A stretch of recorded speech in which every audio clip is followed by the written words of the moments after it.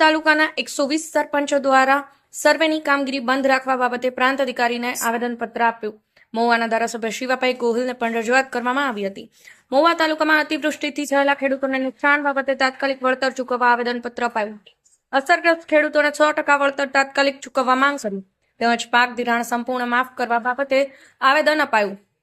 ભાવનગર જિલ્લાના મહુવા તાલુકામાં છેલ્લા 8 થી 10 દિવસથી કમોસમી વરસાદના કારણે સૌરાષ્ટ્રમાં વધુ વરસાદ. મહુવા તાલુકામાં આશરે 18 થી 20 ઇંચ વરસાદથી મહુવા તાલુકાના તમામ ગામોમાં ખેતીના ખૂબ જ નુકસાન થયેલ છે. ખેડૂતોના પાક સંપૂર્ણ નાશ પામેલ છે ને ગામડામાં સર્વેની કામગીરી થઈ શકે તેમ નથી. ખેતરોમાં પાણી ભરાઈ ગયેલ છે અને ટૂંક સમયમાં સર્વે થાય તેમ નથી. તેથી ખેડૂતોના ખાતામાં સંપૂર્ણ પાક નુકસાનીનું પૂરેપૂરું વળતર ખેડૂત ખાતેદારના ખાતામાં ચૂકવવામાં આવે અને પાક ધિરાણ સંપૂર્ણ માફ કરવામાં આવે તેવું મહુવા તાલુકાના તમામ સરપંચો દ્વારા પ્રાંત અધિકારીને આવેદનપત્ર અપાયું. મારું નામ રાણાભાઈ સાંકળ, રાણીવાડા સરપંચ અને મહુવા પરિષદ પ્રમુખ, સરપંચ પરિષદ પ્રમુખ.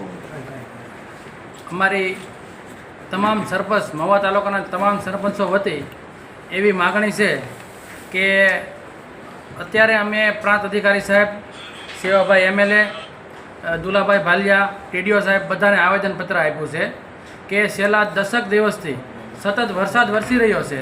એના કારણે બધા પાકોમાં મગફળી, કપાસ, પછી બાગાયતી પાક, ડુંગળી 100% નુકસાન થયું છે.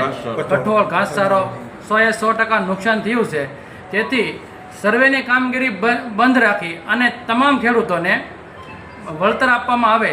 જાહેર એક પેકેજ નક્કી કરવામાં આવે કે આ બધા ખેડૂતોને પેકેજ આપવામાં આવે અને સર્વેની કામગીરી બંધ રાખી અને પેકેજ આપવામાં આવે અને બધાનો સમાવેશ થાય, બધા પાકોનો સમાવેશ થાય, બધા ખેડૂતોનો સમાવેશ થાય અને સંપૂર્ણ 100% વળતર ચૂકવવામાં આવે એવી અમે માગણી કરીએ છીએ. જો આ માંગણી સંતોષવામાં નહીં આવે તો શું કરશો આગામી? આ માગણી સંતોષવામાં ન આવે તો અમે તમામ ગામના સરપંચશ્રીઓ ખેડૂતોને લઈ અને મહુવામાં પ્રાંત અધિકારી સાહેબ કે ધારાસભ્ય પાસે અમે અમારે ગાંધી સીધા માર્ગે આંદોલન કરશું અને ધરણા પર બેસશું. ગામની અંદર જે કાંઈ નુકસાની થઈ છે તેને લઈને શું કરશો?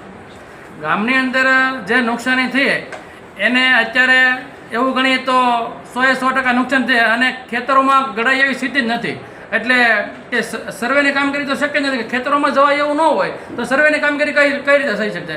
એટલે અમે પંચરોજ કામ દરેક ગામ વતી પંચરોજ કામ કરી અને અમે આપવાના છીએ અને સંપૂર્ણ અમને સહકાર સરકારશ્રીનો અને ધારાસભ્યોનો મળે એવી અમે આશા રાખીએ છીએ.